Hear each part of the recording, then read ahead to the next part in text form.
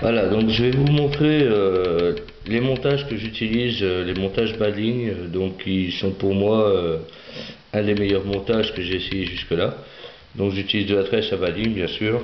Donc je monte un émerillon. Donc moi j'utilise des émerillons avec un anneau, ce qui donne de la souplesse au montage. Donc vous voyez des émerillons comme ça, avec un petit anneau ici en plus.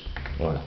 Donc je commence par monter mon bas de ligne. Donc l'anneau côté hameçon, donc montage classique, et après on le monte comme on a l'habitude de le monter, il n'y a pas de secret là-dessus. Hop, je passe ma boucle, hop, on mouille un peu, ok, voilà, donc je vais couper l'excédent,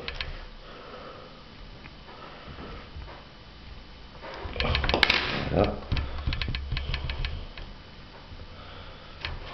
voilà, donc ça donne ça.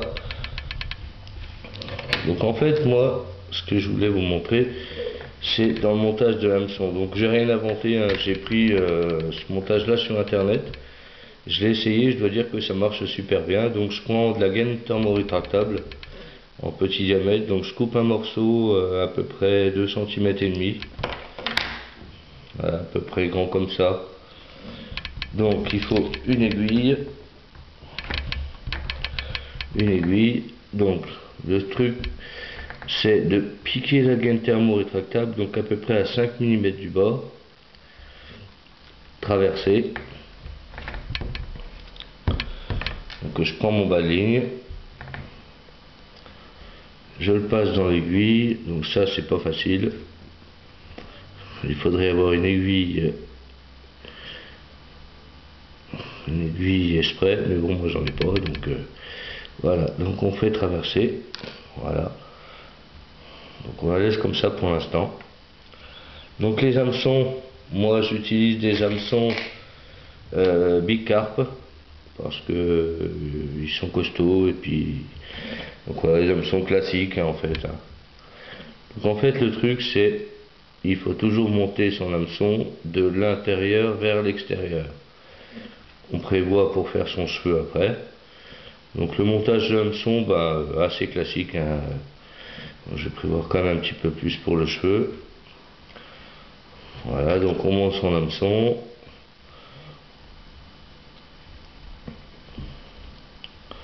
Jusque là rien d'extraordinaire. Hop. Voilà. Voilà, donc l'hameçon est monté.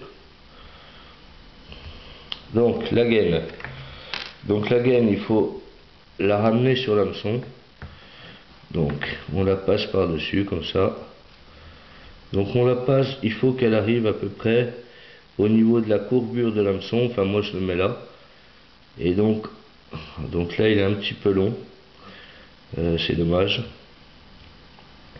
Donc voilà, on le met par-dessus. Toujours le fil vers l'intérieur de l'hameçon.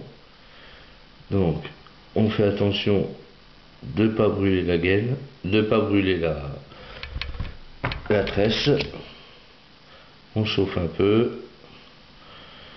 Donc normalement on fait ça au-dessus de la vapeur, hein, quand on est au bord de l'eau, on a un réchaud. On fait ça au-dessus de la vapeur, c'est mieux. Bon moi j'utilise le briquet là pour vous montrer, mais la vapeur ce serait mieux. Voilà. Donc ensuite on met le bas ligne en tension. Donc, je vais vous dire pourquoi je mets en tension pendant quelques secondes. C'est parce que comme la gaine est chaude, je mets la ligne en tension, ce qui me donne ici, vous voyez, les 5 mm, ça me fait une petite courbure. Voilà. En fait, c'est ce qui va permettre à l'hameçon de se retourner quand la carpe prend la bouillette. Donc, vous voyez, la petite courbure en fait que l'hameçon se retourne à chaque fois que la carpe prend et qu'elle recrache, il n'y a pas de problème, ça pique. Voilà. Donc là-dessus, moi je vais faire mon cheveu. Donc moi je fais mon cheveu pas très décollé de l'hameçon. J'aime bien que la bouillette soit présentée assez haute pour un meilleur, pour qu'elle engame mieux l'hameçon en fait.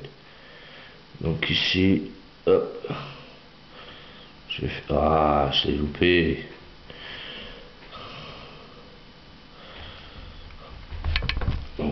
Je recommence. Voilà. Je fais mon cheveu.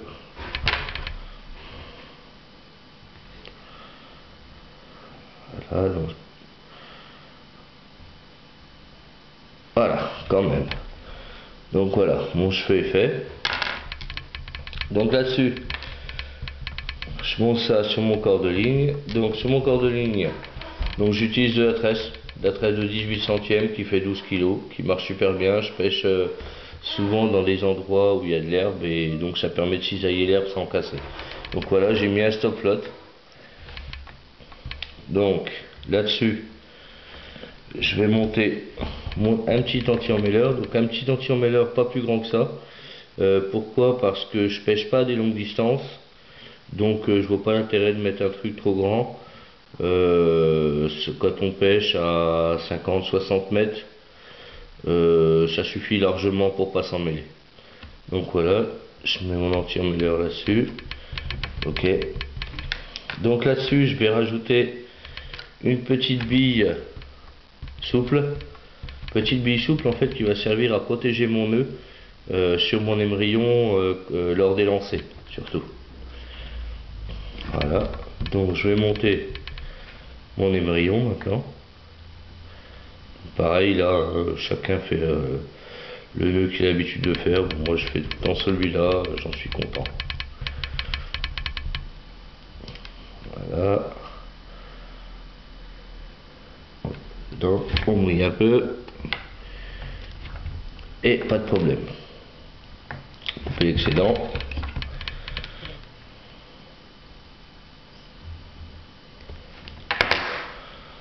Voilà. Moi je laisse toujours un petit peu de marge de sécurité. Ça permet que des fois quand on s'accroche, ça permet de pas perdre son montage. Je redescends tout.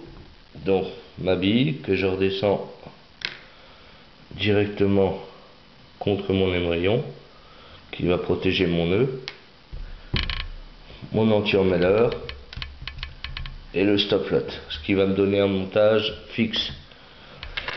Donc moi j'utilise des plombs assez lourds, des plombs celui-là c'est un 110 grammes, des plombs plats. Les plombs plats pourquoi? Parce qu'ils se posent dans le fond, quand c'est vaseux ça évite que son montage s'enfonce trop loin et la bouillette ne pêche plus dans ces cas-là. Donc je monte mon plomb, je rabats. Voilà, en fait ça donne ça. Voilà, bon moi j'aime bien ces montages là, ils sont faciles au lançage et ils sont assez efficaces au niveau de la pêche.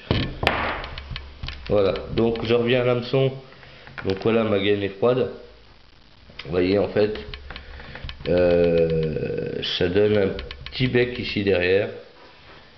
Ça garde l'hameçon assez droit. Donc là-dessus, je vais monter ma bouillette.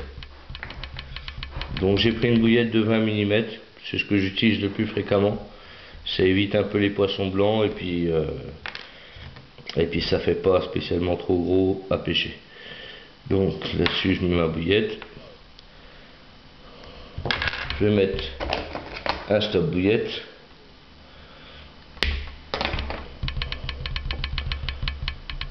Je mets un stop bouillette là. Je mets en tension et voilà ce que ça donne. Donc là, en fait, quand la carpe va prendre, il n'y a pas de problème à chaque fois. Pardon, à chaque fois, ça pique, il n'y a pas de souci. Donc voilà. Donc là, le corps de ligne. Donc je rappelle avec le stop flotte anti-emmêleur, la bille qui protège le nœud, l'émerillon. Alors l'émerillon, moi j'utilise beaucoup avec le petit anneau ici, parce que vous voyez, quand ça pêche, en fait ça donne